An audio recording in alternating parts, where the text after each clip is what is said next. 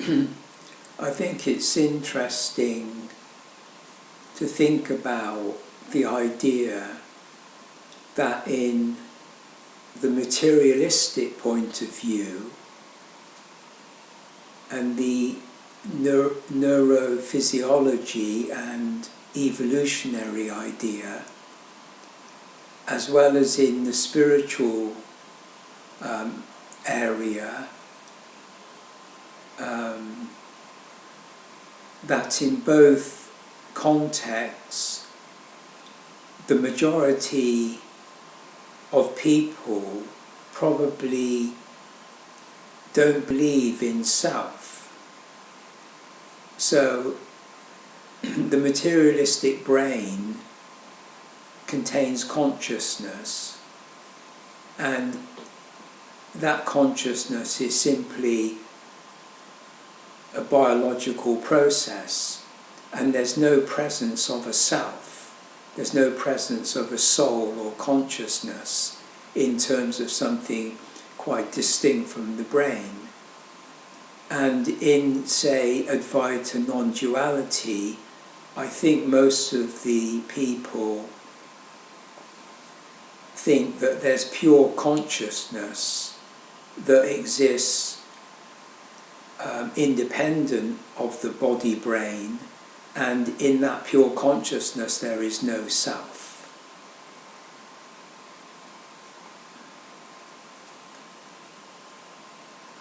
So it's interesting, there must be a psychology in both contexts that makes the people feel that there is no self, or that no self is a desirable state. So in their conceptions and their conclusions, the idea is that the self is really undesirable, and it'd be better if the self didn't exist as an independent factor. For me, the body-brain is in the physical dimension, consciousness and identity is in the psychic dimension, and self is in the spiritual dimension. So you have spirit, psyche and body, or the I of spirit, I of soul and I of flesh.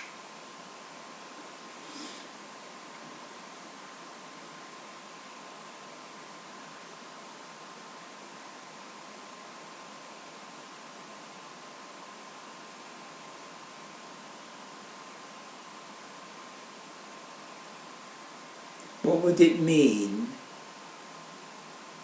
for a person, whether materialist or a person that's so-called spiritual, what does it mean for those types of people to think that it's desirable not to have a self?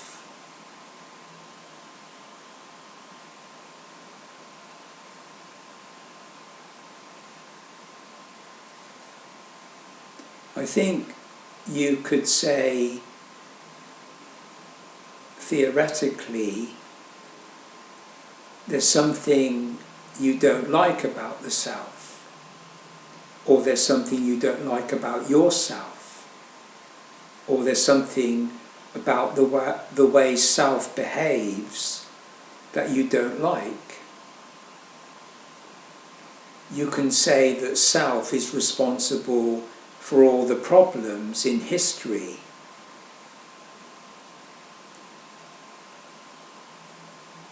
That self is responsible for the wars, self is responsible for prejudice, self is responsible for violence, for argumentation, for contradiction. So, you know, you could say that whereas the Christian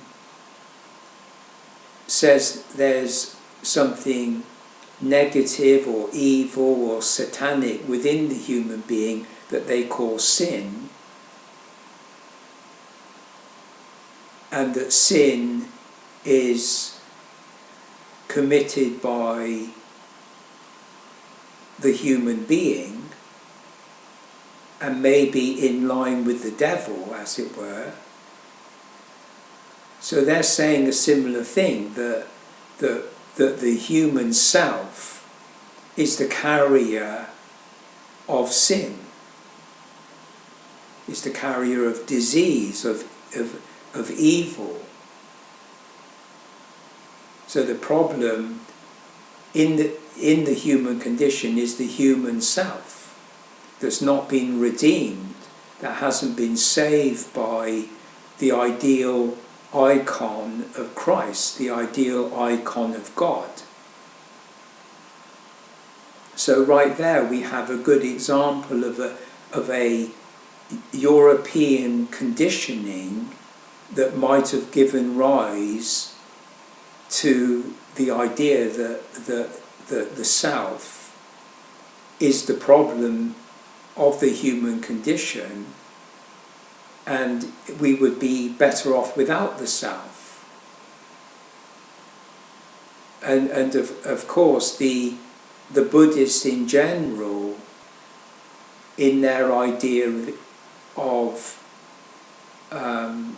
cultural conditioning of consciousness, the suffering nature of the human being is really the ignorance of Buddhahood, or the ignorance of enlightenment.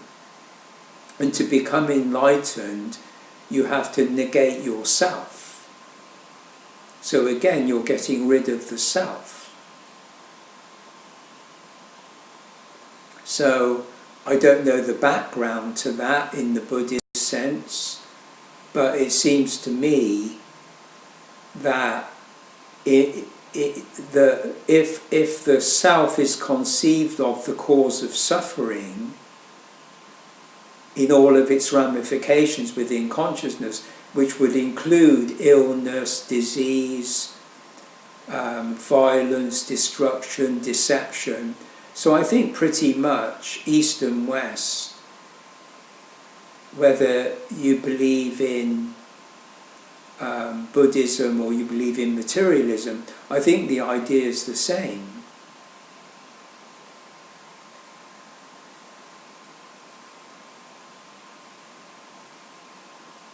For me, I am myself, and I have no problem with that. And I'm aware of myself spiritually. You can call that enlightenment, self-awareness, wholeness, etc. And in my consciousness, or let's say the consciousness, for me is synonymous with the human condition. It's synonymous with human nature. So anything that's ever gone on in human behaviour in the past, good or evil, right or wrong, is part of each of our consciousnesses, each of our natures. So I have no problem per se about the conditioning process of the human consciousness, human being. So if I'm aggressive, I'm aggressive. If I'm kind, I'm kind. If I make a mistake and I apologise, or I do something wrong and I kind of redeem it by being sorry for what I did, or I've caused some harm to other people, etc. And I find that very easy to facilitate. You facilitate the contradictions, the conflicts, the disagreements, the disharmony within your consciousness and in relationship to the world around you, other people, etc. So I don't categorize self in terms of consciousness. So reducing consciousness to the brain process doesn't affect my sense of self. Or if you think consciousness is actually distinct from the body-brain, it still doesn't change the way I perceive myself. So I don't perceive myself as dependent on conditions, on the context, on thinking, on knowledge, or anything like that. Self, for me, self is self. Whether I'm reading a book, taking a walk, having a conversation, doesn't really make any difference, because that's what I'm doing in my body and that's what I'm doing in my consciousness. So the idea that you prove to yourself that you are a self within the materialistic structure or within the consciousness structure of, say, meditation, I don't have to prove to myself that I am myself. It's not a matter of a thought process. It's not a matter of deliberation. It's not a matter of analysis. It's not a matter of anything to do with that. It's nothing to do with belief. It's nothing to do with religion. Nothing to do with psychology.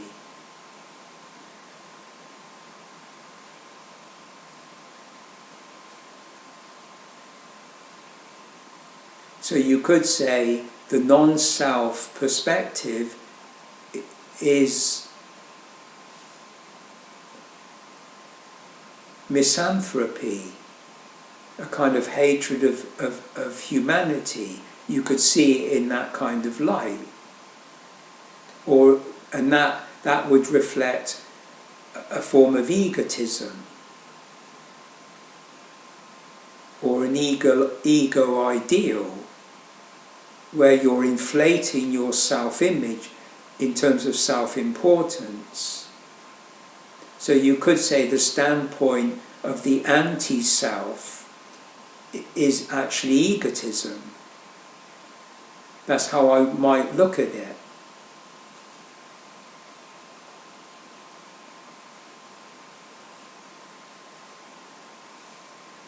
And if you're an atheist, that could be a form of egotism. If you're a theist and you have a God-centered attitude, that can also be egotism.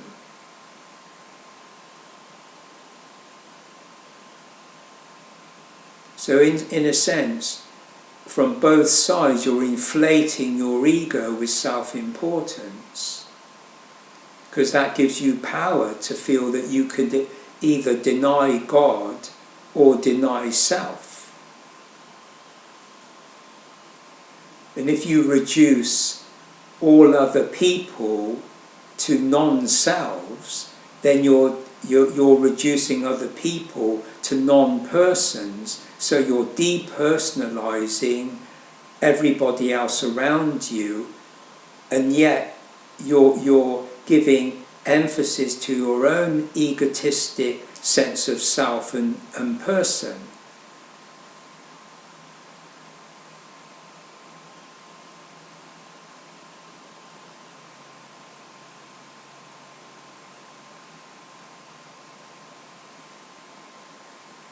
So I would say there's a form of hatred in the denial of self, and a form of hatred in the idea of depersonalizing yourself and other people. Or there's a self-hatred.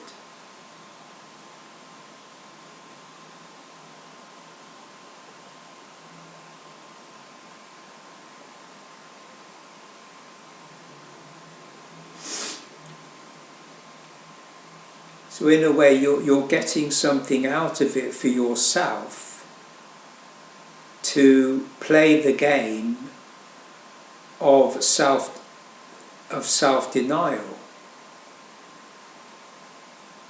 You're in denial of yourself. And that kind of game gives you a sense of superiority, and everybody's inferior because they don't agree with you, they don't get it. So you've got the play off of I'm intelligent, you're not, or I'm a white supremacist and you're black and inferior. So it's the same kind of supremacy of the kind of white male, you could say. That's another aspect to look at.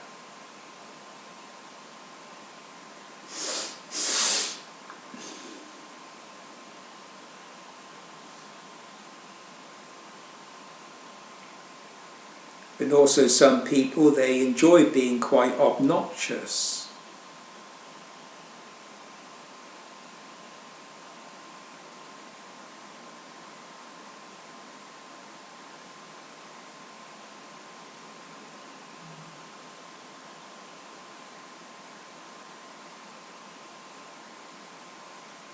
And also there's the idea that if you're a non-dualist and you're saying it's just pure consciousness and there's no self, then to me you're concealing the fact that you are yourself, and you're playing a game of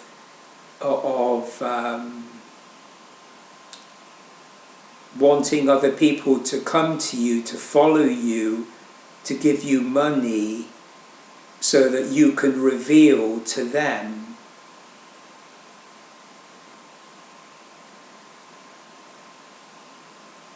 that they too don't have any self. But of course, you'll always be in control because you can never give the other person the sense of the reality that there is no self, because everybody is self. So someone like Krishnamurti, who even in his schools emphasized the fact of to young children of a non-self reality.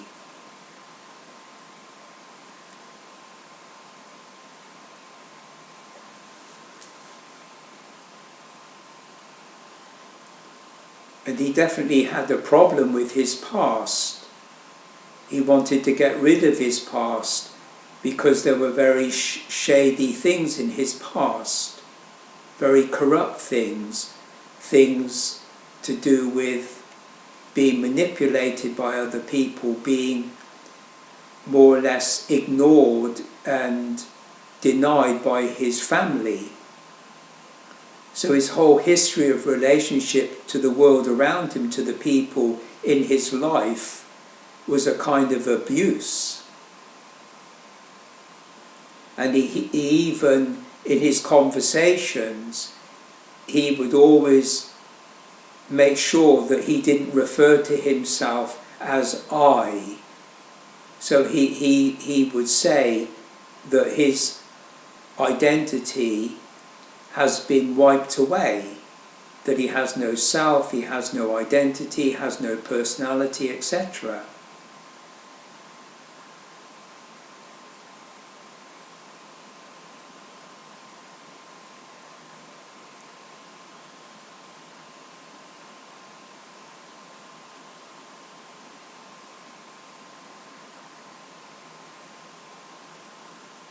I'd say, really, what's wrong with being a self? I mean, you're yourself. A bird is a bird, and the sky is the sky, and you're yourself.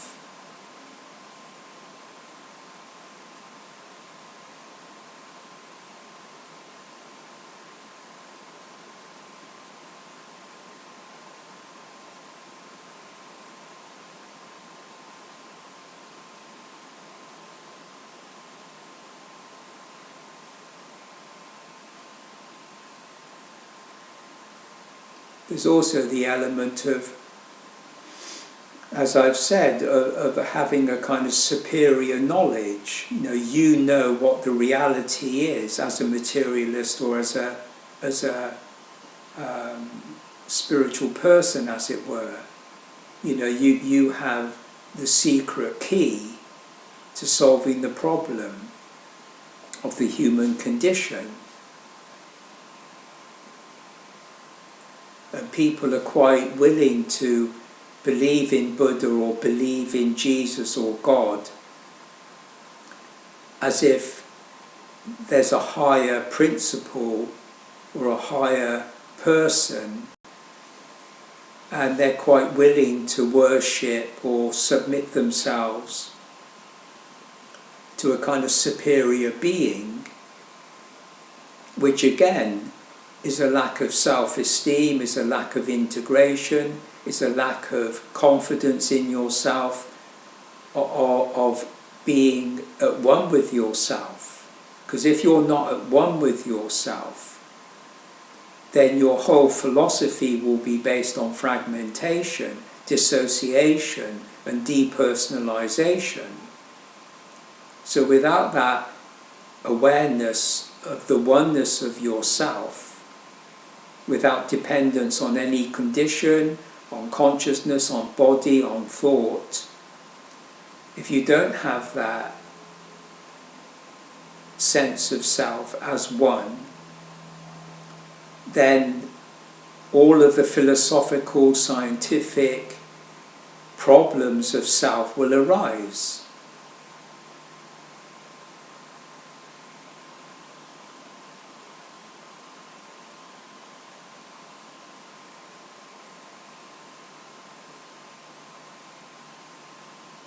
See, it's not a matter of saying that, oh, I personally have a solution, I personally can prove anything, I personally know what's best. I don't have to justify anything whatsoever. Because if self is one, then there's not much I can do about it. I can only say that I think self is one. That's all I can actually say.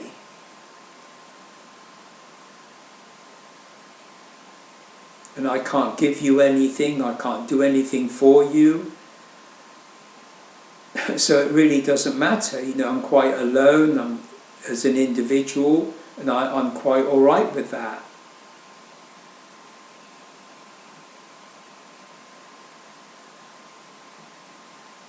It can't be debatable, it can't be argued, it can't be discussed, it can't be taught, but that's fine with me.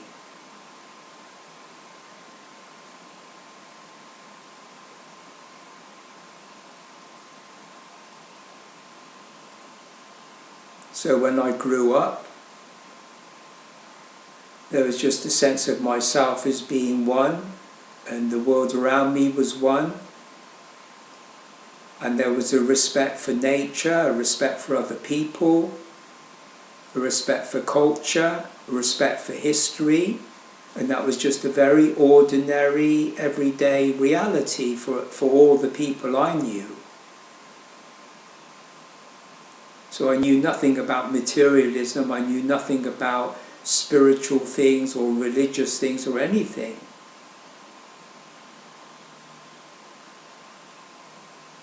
So all of that's irrelevant. You may never read a book on materialism and neurophysiology and all of that. You may never read a book on religion and spirituality. It really doesn't matter, because it doesn't change anything.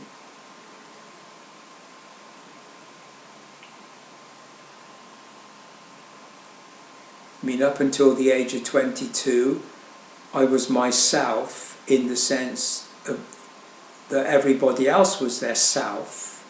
No matter what they behaved like, no matter what they did, they fought in the war or they brought up children, didn't really matter, good or evil, they are people ourselves. And then when I became self-aware and I could distinguish between self and identity or ego, it fundamentally didn't change the reality of myself. Myself was myself, only it's a distinction. It's simply a distinction. If you're growing up in the family, you're totally dependent on the family for your sense of self and your sense of security and your sense of identity. Then you start meeting other people, you grow up, you get married, you have your own family, and there's a distinction between the younger person you were that was totally dependent on the family, and now you're independent, you have your own family. In the same way, I became self-aware. I could see that being myself freed me from having to be over concerned about the kind of identity I had in society. So I didn't have to go to university, I didn't have to do this or that. And I wasn't under any obligation, I wasn't under any pressure to live up to anything, to become anything, to believe in anything, to follow anything. So just as growing up as a child and throughout my life, I've just been a very independent person. Before I knew anything about spirituality and the objectivity of the self, I was still myself and still an individual and still very independent.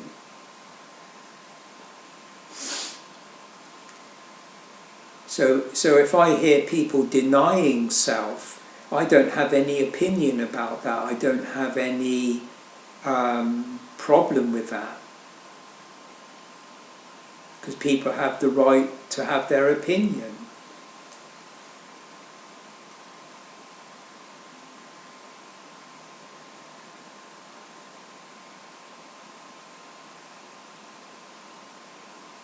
I think any talk of non-self is self-destructive. Ultimately it's self-destructive. What they say is soul-destroying.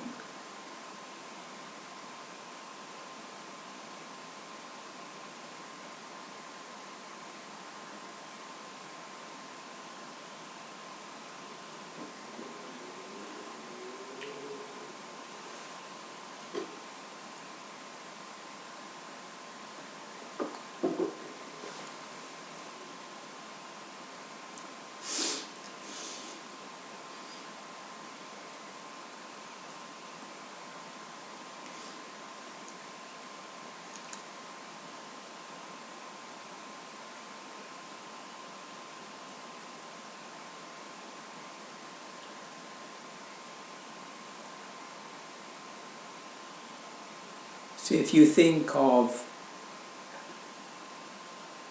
being alone in solitude, just alone in solitude, might be lying in bed in the dark, it might be just sitting quietly in a room.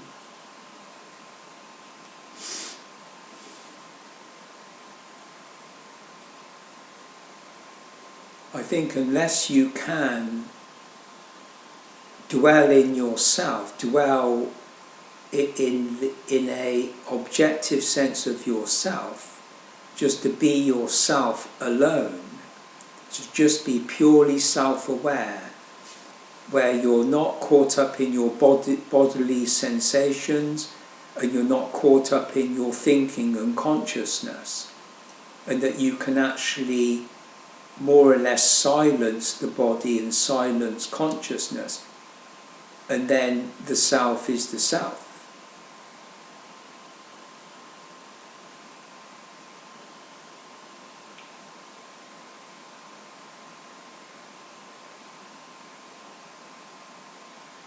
So I would say for people that deny self, I think there's a psychological problem.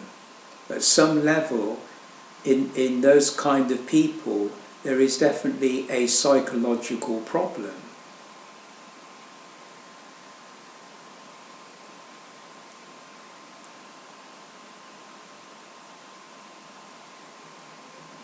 And probably they're unable to be alone and understand or gain insight into the fact that self is not a product of the body and not a product of consciousness. Identity and ego are a product of consciousness. You can have various identities, various personas, and they're all aspects of the ego. And on the stage, in a theatre, you could be the king, you could be the servant, you could be the pharaoh, you could be the slave, you could be the musician, you could be the philosopher, you could be the politician. And all the different egos are vying for influence and power. That's what goes on in the group mind. In the family, in the business, in politics, in religion, everywhere, in every institution, in the hierarchical fabric of society, which is acted out on the world stage, ultimately it comes to the position of influence and power. That's the motivating factor, the will to power, the will to dominate. So even in two people that say they fall in love and that they're quite happy family, etc., etc., at some level there will always be a division and fragmentation between the two people in their consciousness, because that's how consciousness is constructed. I mean, if you read a novel, in the novel the story unfolds, and it's a story about different characters, and those different characters are pursuing different things. But they all want something. Every identity, every ego represents something and wants something. So if you're growing up and you're interested in playing music, you want to play the music, maybe you want to be a pianist, a concert pianist. And that identification works for you, it's good for you, etc., etc. But then you've got the competition, you've got rivalry, so, you're not making enough money, you want to promote yourself, etc., etc. And gradually you'll buy into the hierarchy, you'll buy into influence and power, whether you like it or not. Because very few people don't want to succeed. And in society, in the world, in the hierarchy, it implies influence and power. And so ultimately, you can see that the whole world of celebrity covers the whole field of self-importance, of successful people. But that has nothing to do with self. To me, self is innocent, self is free, self is one.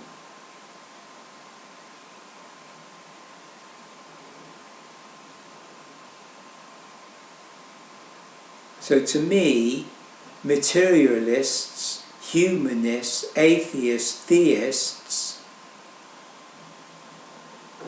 the people that represent religion, spirituality, all the spiritual teachers, all of the meditators, all the people, they're all on the world stage. They're all seeking something, they all want something, because that's the nature of the drama within consciousness. That's the way it is.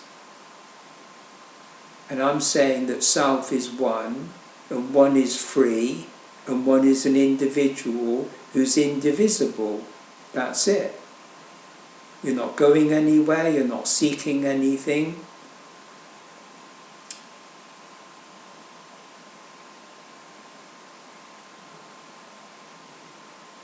And I'm saying that it can't be taught, it can't be argued about, it can't be proven, it can't be defended. So you're simply alone with yourself.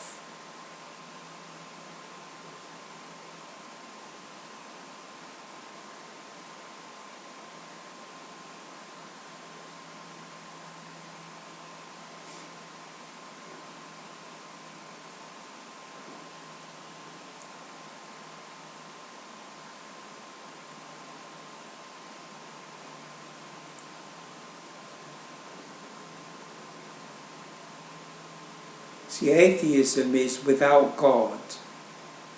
An atheist and materialists who deny self. So you're denying God, you're denying self, and that means you're denying Christ, and you're denying the person being the soul. So you're denying the whole package of religion, which is a typical rationalist scientific perspective. So no surprise that the atheist is in denial of the self, in denial of God, etc.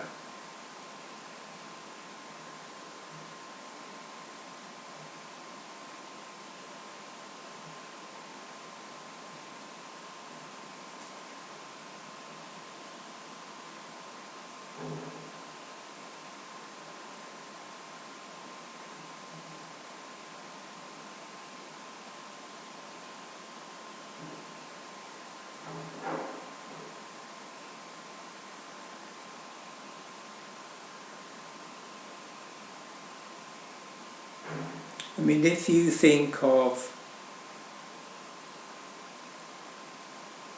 a country at war and the people in the two countries are on the battlefield, and that's the drama of consciousness, the drama of history, the drama of the human species, the drama of the competitive nature of identity. And you're sitting on a hillside watching the battle. That's how I feel. I feel I'm alone, and I can see human nature at work, and there's absolutely nothing I can do.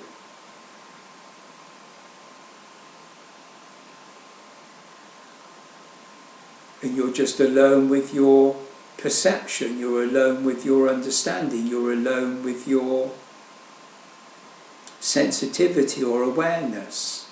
And that's what the spiritual life actually means to me.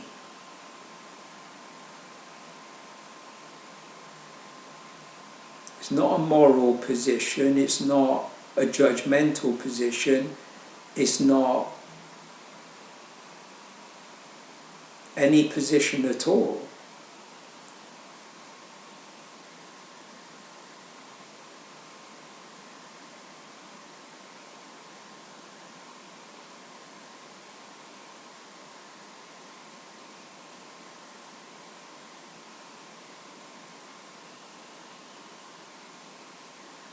So I see the problem in self, non-self, as a problem of identity, problem of psychology, of conditioning in society and history, etc.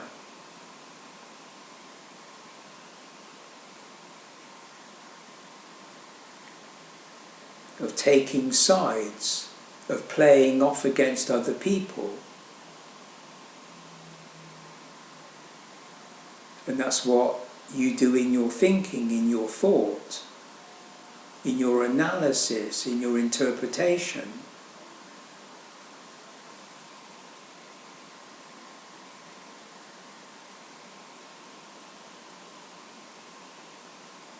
And in your ego, in your identity, you want to distinguish yourself from other people.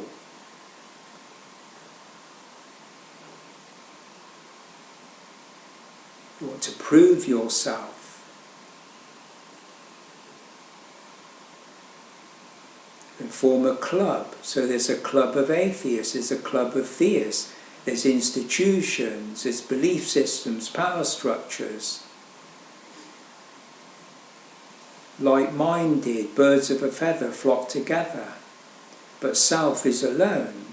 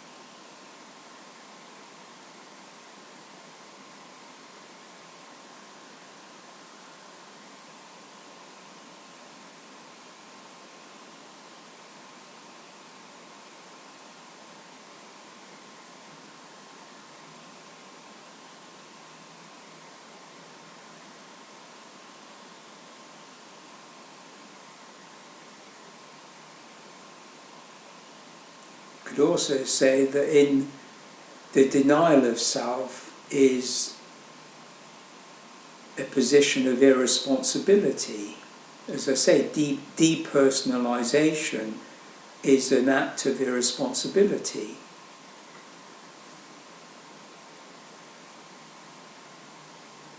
You've also got the idea of breaking the rules, breaking the taboo.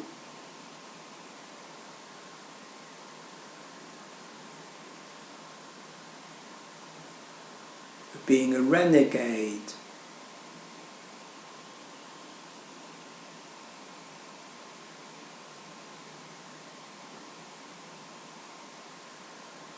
You know, you could say that,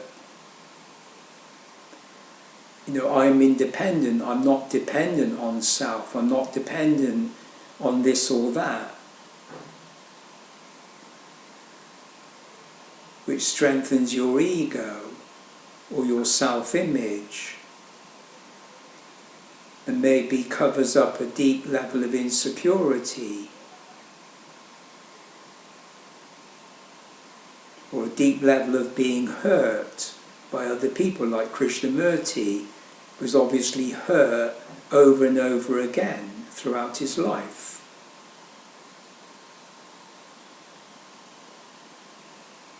And he kept on saying that basically the whole of consciousness and its suffering, it is the result of the self-centre, and the self-centre for him was the ego centre in consciousness. So ego, self, at the centre of consciousness, that was the problem per se. That was the axis, the root and the cause of the problem of human suffering on every single level. Being hurt, violence, abuse, all of that. And it's very, very transparent in his case study that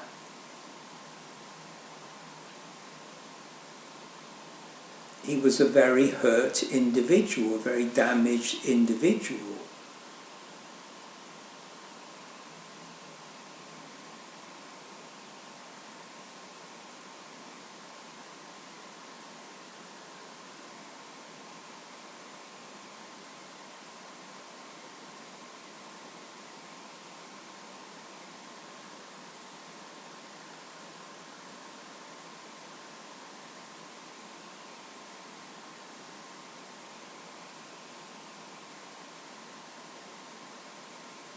Another thing is that people don't like to show their weakness,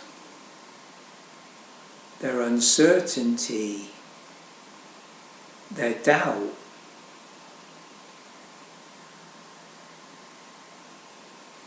That's why a religious person has faith and believes, and you mustn't undermine their faith or their belief. And the same with the atheist and the materialist, exactly the same thing.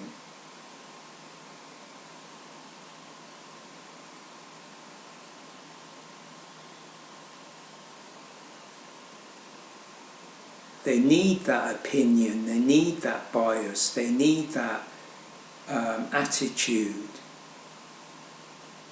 of denying the self. So it is a belief. They want it to be true, just like a mystic, a spiritual person wants it to be true that there's God, or that Jesus can save them, or that Buddha can liberate them. They want to believe that. Everything in consciousness and ego is to do with believing in something. That's the world you want to live in.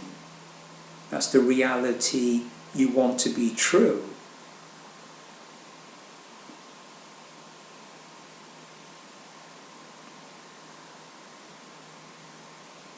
For me, it doesn't matter. I've always been myself all my life, so it doesn't really matter to me. I've been a poet, I've been an artist, I've been married, I've travelled, etc., etc. It doesn't really matter to me, and when I die alone, and that's it. I may have friends around, but I die alone.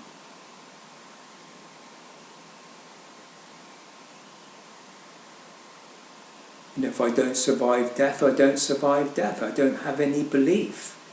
And if I found out from some experience that I didn't die, that I did exist in another dimension, which I don't actually know for sure, but if I did find out, then I would say. But I don't think out of the body, I don't think mediums, and I don't think near-death experience qualifies for absolute proof. Because I think you've got to watch out for altered states of mind.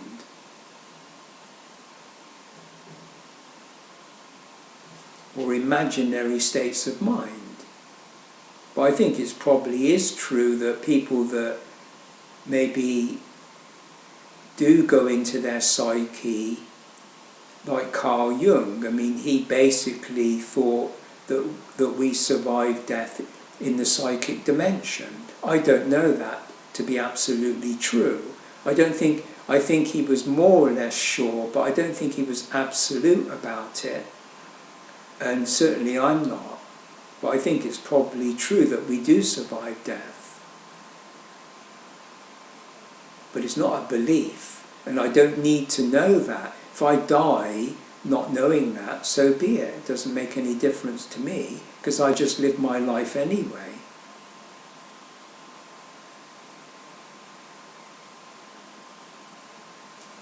I consider myself a realist that lives day by day, and I've had certain experiences, I've investigated those experiences, I've examined my consciousness, I've examined my sense of self and sense of identity, sense of ego, all of that. And it's an ongoing inquiry. I haven't come to any conclusion, it's an ongoing inquiry.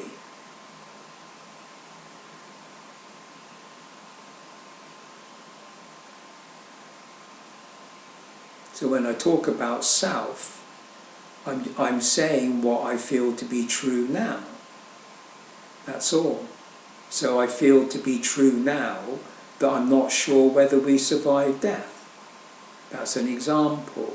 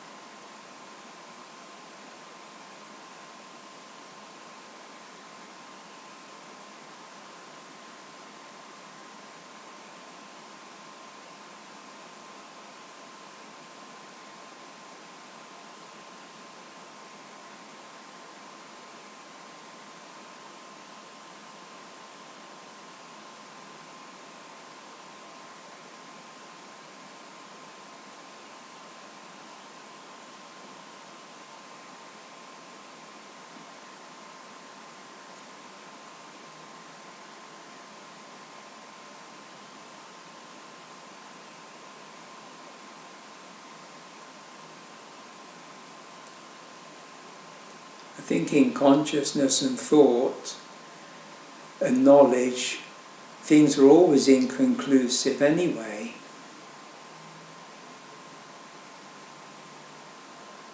Because even if you feel something is a fact, in terms of, say, surviving death, it doesn't mean that other people have to believe you, and that you certainly can't prove it. So again, you're left with the fact that you might feel that's true, but you can't convince other people, you can't really prove to them. So you're alone with that understanding.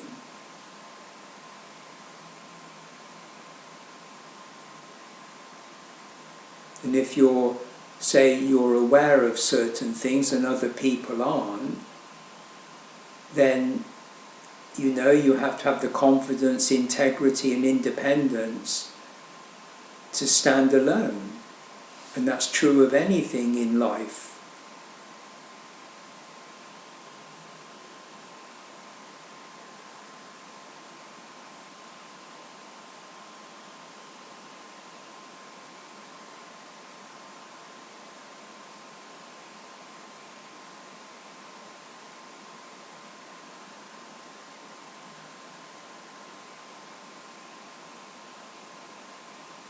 Yeah, I think the idea of self-confidence, certainly as you grow up with a sense of ego and identity, then self-confidence is being confident about what you're doing. If you're learning to play music or you're going to school, etc., then self-confidence means you want to be integrated and confident about who you are in relationship to the world and other people.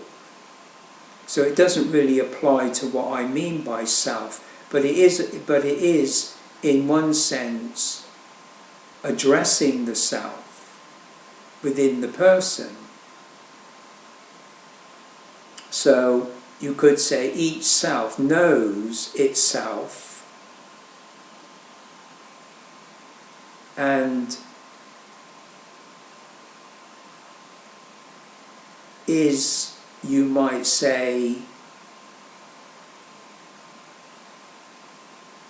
in the background of consciousness, in the background of identity.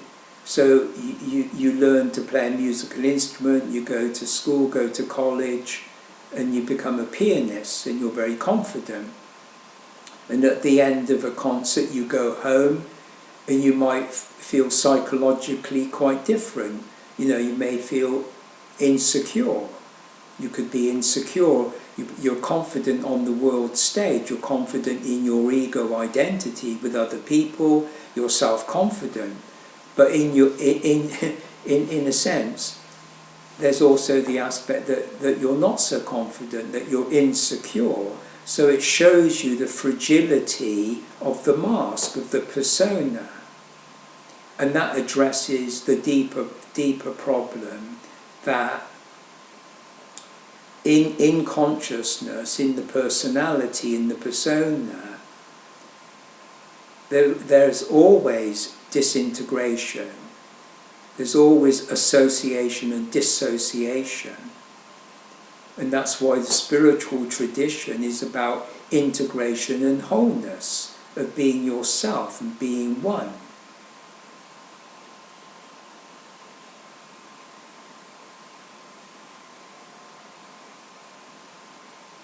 And so, in consciousness, you're entangled ultimately in confusion. Whichever way you look at it, at some point things will oscillate and you'll have to come to a point of being uncertain, being doubtful, being confused, and being in chaos, etc., conflict or whatever within yourself. And that then means that what's the solution?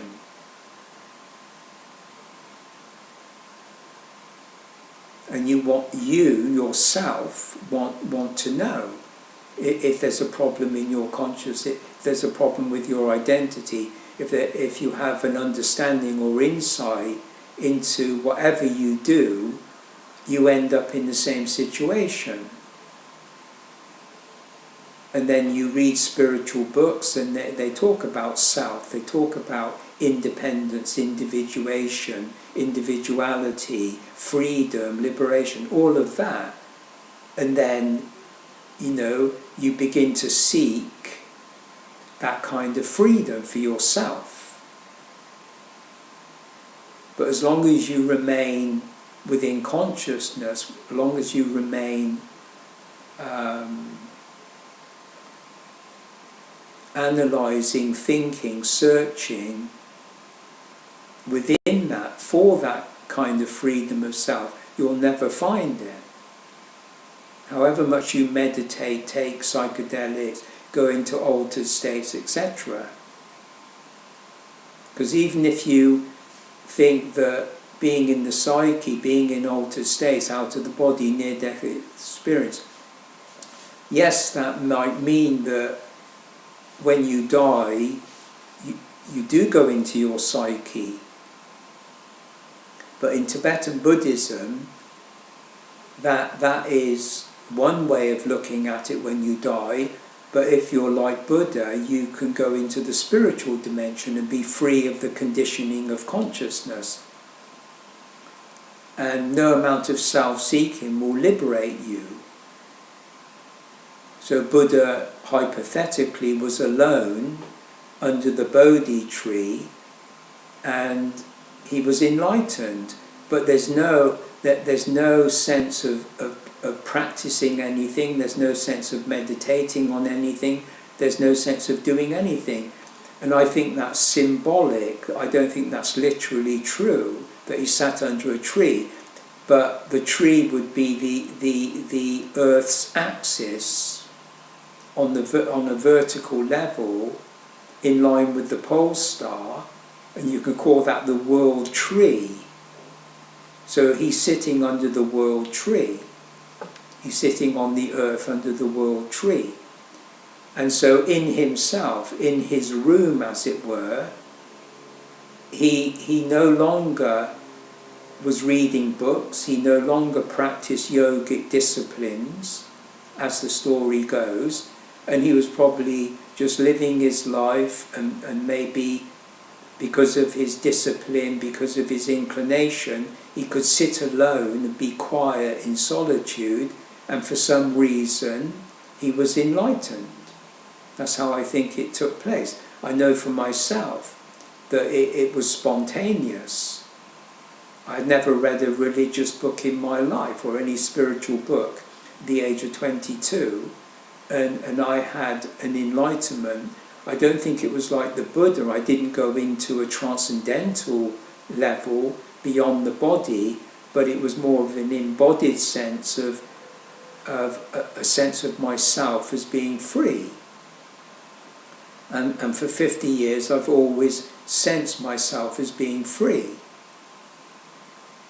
But I don't use the terminology in my own self as they do in Buddhism or any other system. I've never practiced any system whatsoever. So I would just say that in myself I feel free. I feel alone, I feel independent, etc. So I don't use the terminology of liberation, or you're liberated from your conditioning, you're liberated from conscious, you're liberated from suffering, you're liberated. No, I feel I'm quite comfortable about being in the physical world, having a physical body.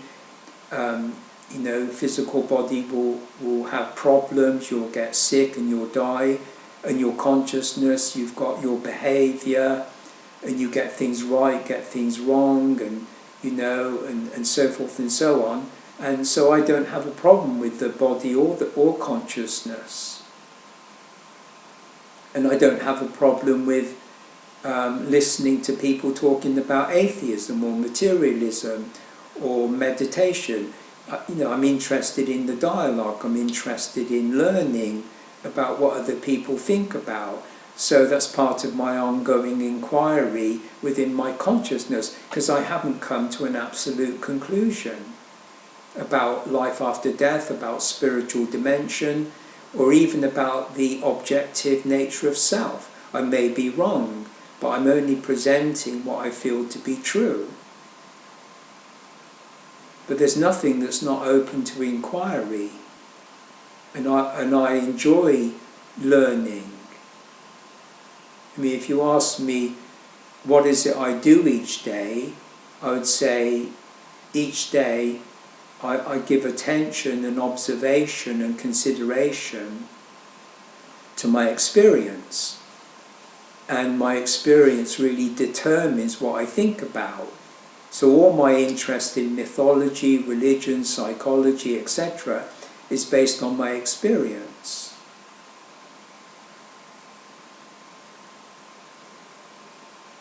So when I had the experience of becoming self-aware,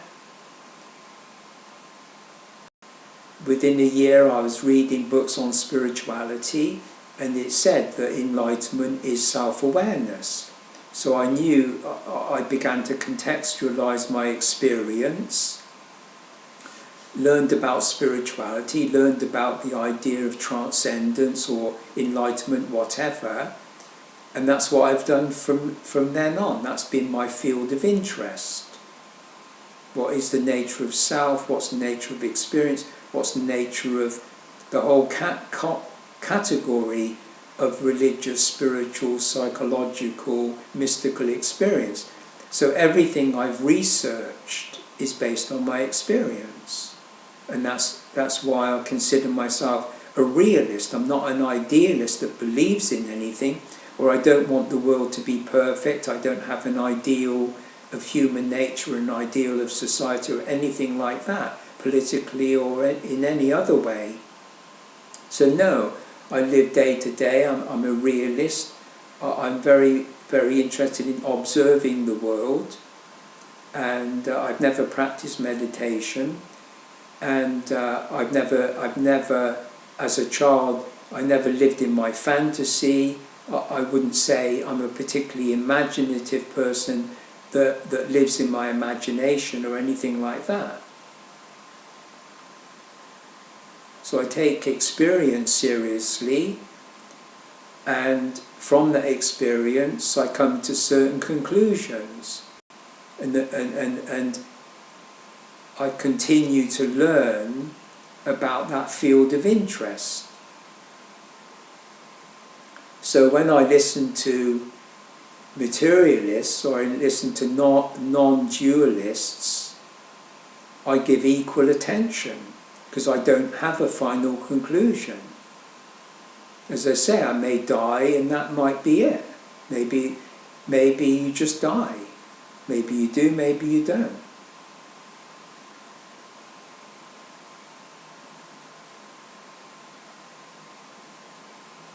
So I leave it completely open.